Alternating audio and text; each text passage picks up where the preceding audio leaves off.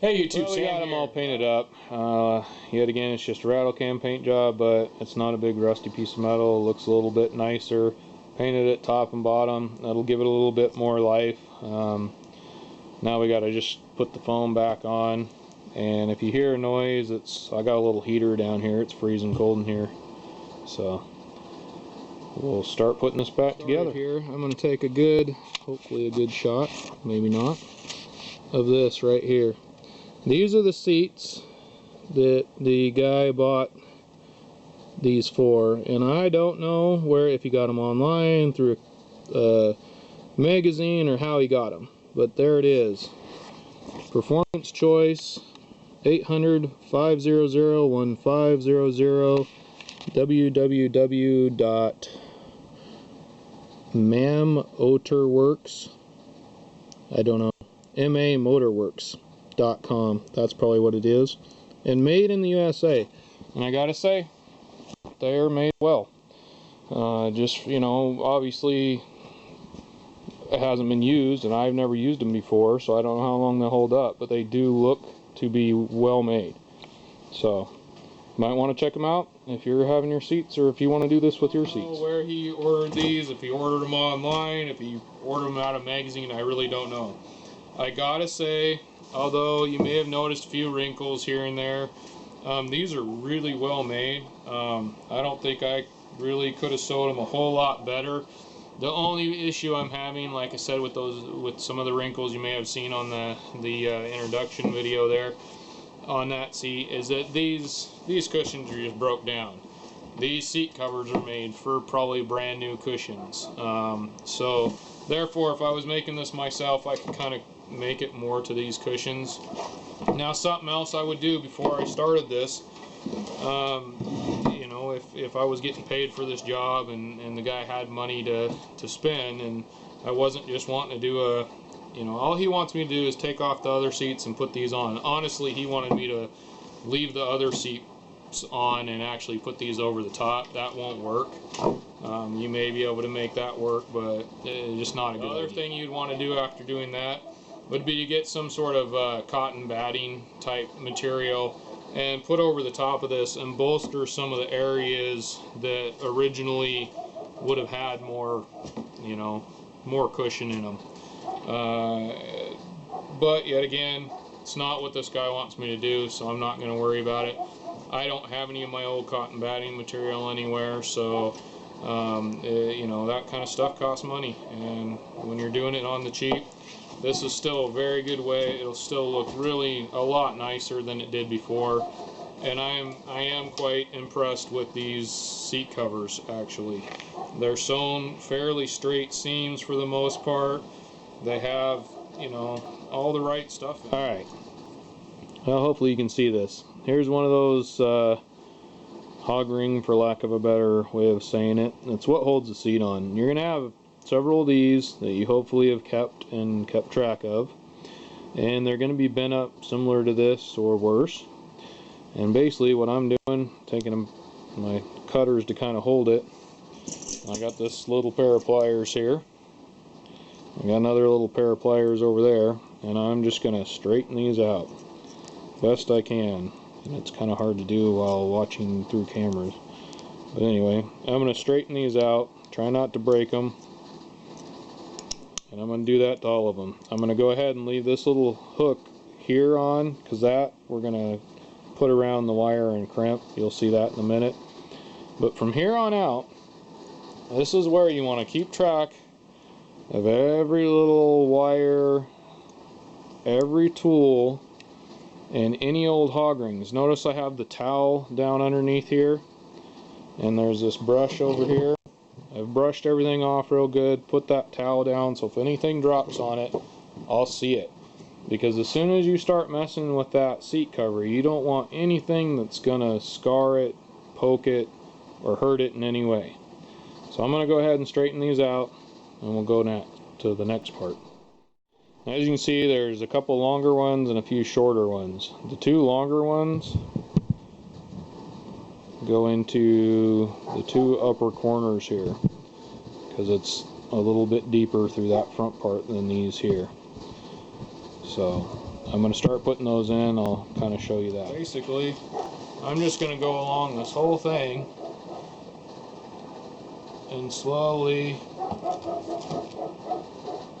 kind of steam it out. And I don't know if you'll be able to notice on the camera, but basically where you got like indentions like here, if you stick that on there, a lot of times it'll take quite a bit of that and it'll bulge it out. Now this will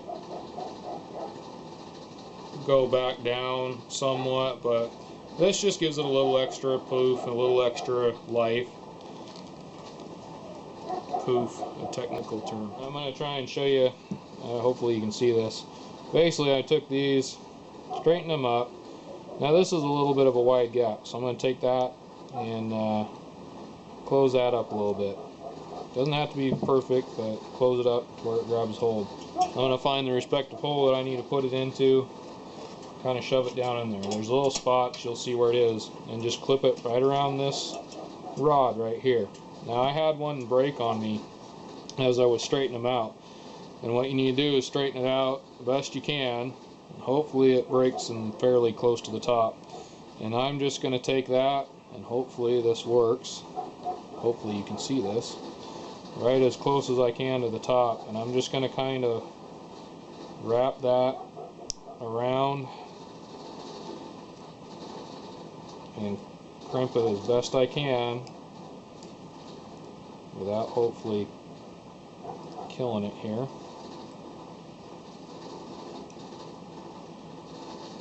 And I'm just going to use that to kind of hook over the end of this. I'm going to put it over on this side over here. I'm happy with this fix here. It just was too short. I did do this on another one where I could actually close this up a little better. It didn't break quite so short. So I'm going to get rid of that, put it somewhere where it's not going to poke my seats. And I found this. It's old baling wire. And actually, if I grab that back out of my bucket here, it looks really similar. Really similar. I don't know if you can see that. Similar size, bends fairly similar.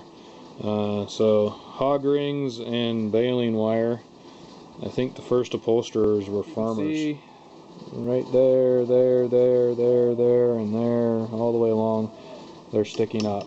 So I just pushed those through the holes, hooked them to the bottom springs where they, not the springs, but the rods that go down on the bottom of the seat there. And now it's time to go ahead and put the seat on. Where you have kept these seats around. First you're going to want to look around here along the edge, and do you have any clips or things like that? In this one there was, but I've gotten them all off when I took the seat off. Okay? Second, you're going to have these rods here. And sometimes these rods, even from side to side, although on this one it doesn't appear to be, but from side to side, sometimes they'll have a couple of these, one in the back, one in the front. They can be in different areas. And the rods can be different lengths. Even if they appear to be the same, they can be different lengths. So I suggest you leave these alone, set them aside, don't throw them away when you get done tearing them off. Then we're going to take, and one rod at a time, I'm going to take a razor blade here. You can choose how you want to get yours out. Yet again, these seats are never going to be used again. So I'm going to take this rod and I'm going to get it out. I'm going to go ahead and straighten this rod up because over time it has gotten bent.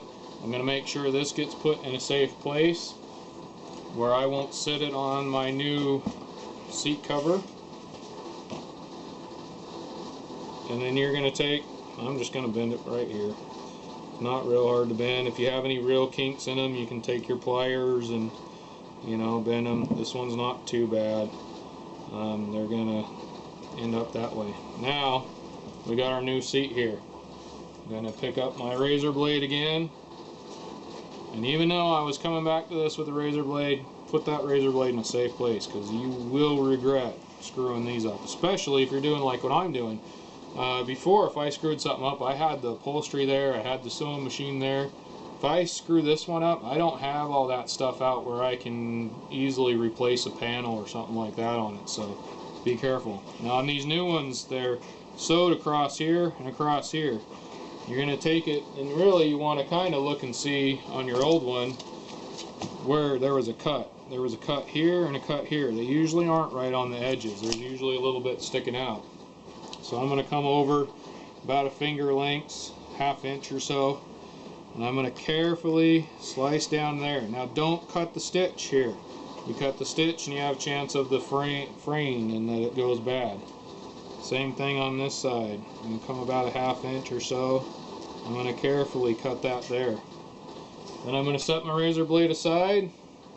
I'm going to take the rod and you're just going to poke it through.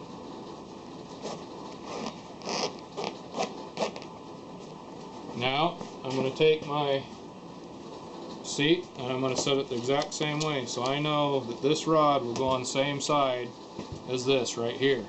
I'm going to pull this rod out, same as I did the middle one.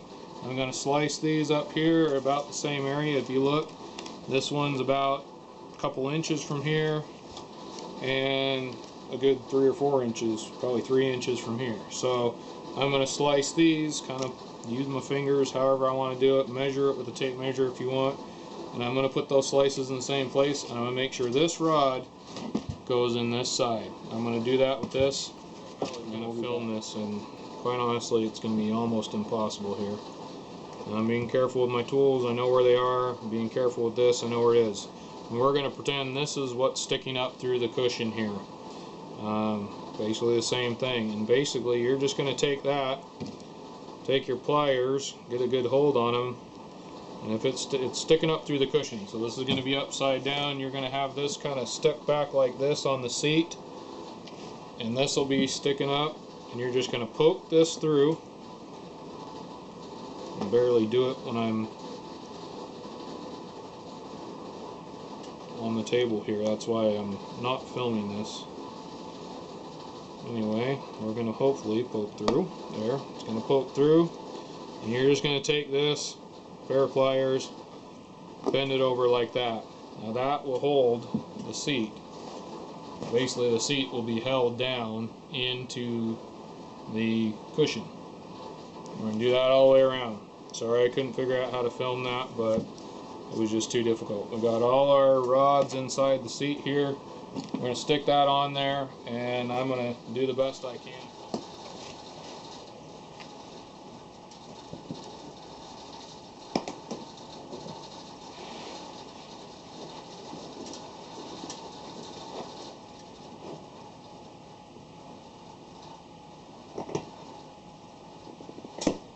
Okay, I stuck all three in there. A couple fell, the one in the middle fell out here.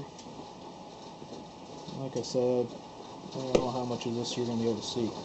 So now I got all three middle ones in here, and I'm just going to take them and bend them down into the seat.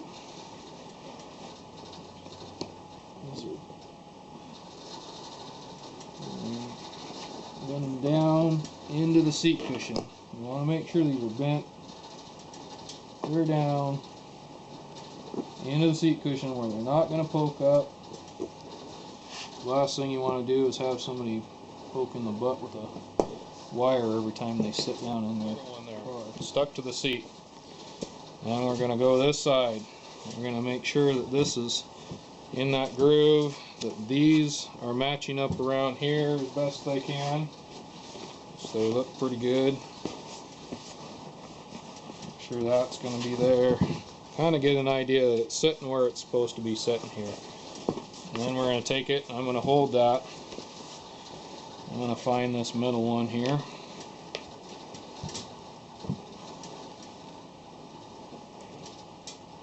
I'm going to put it right in the middle.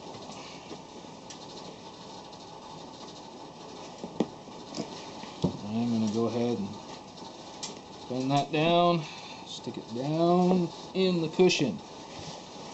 The first one of these pre-made seat covers I've ever put on. I've always sewed them up myself.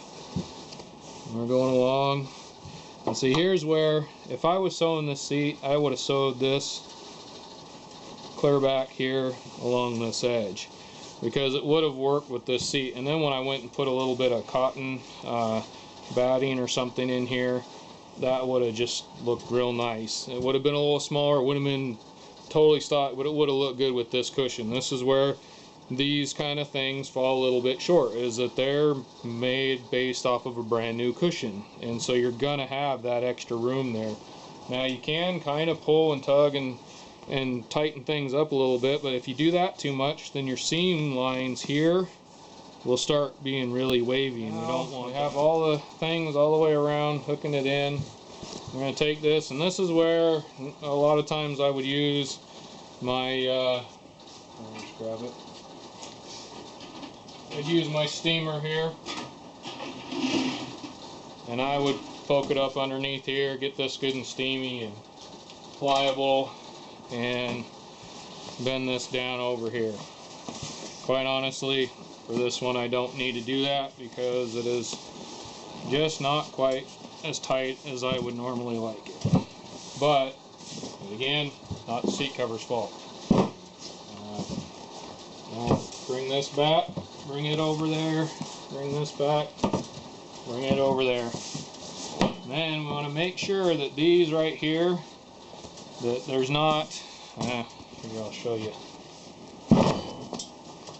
You get kind of the welt area here, that these are all facing the same way and it's not tipped over like that somewhere, that it's all nice and straight and out, which these all seem to be pretty nice. It really is a nice seat cover, and I didn't buy it. I don't even know where he got it from.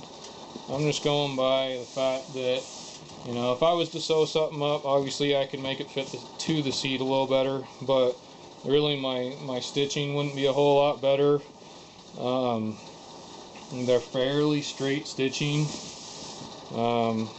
It's fairly decent. Here's the cap, one of my rattle can spray caps with these little clips here. Hopefully you can see those. The clips I was saying kind of look like what hold electrical wires and stuff in like those little Harbor Freight trailers come with these kind of things, and I've seen these in other parts of the cars too. Anyhow, so I'm going to take this, and it's kind of wide right here, so I'm just going to take my pliers here, kind of bend them down a little bit. You want to not too tight. There's a skinnier side and a fatter side. Skinnier side has to hold on to your material. Fatter side, no, vice versa. The fatter side goes on your material, and the skinnier side clamps around the bottom of the chair here.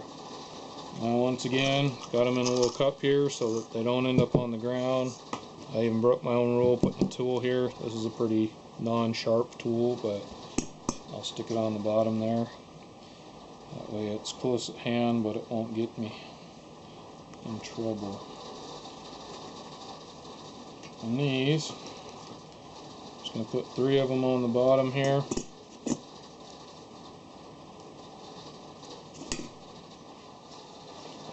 Alright, just out of curiosity, I went and looked, and these things they'll work. In fact, I used a couple of them because this had a couple of them kind of missing here, so I went ahead and used a couple of these, and these are just, I dug into my wiring stuff, that's where I found them.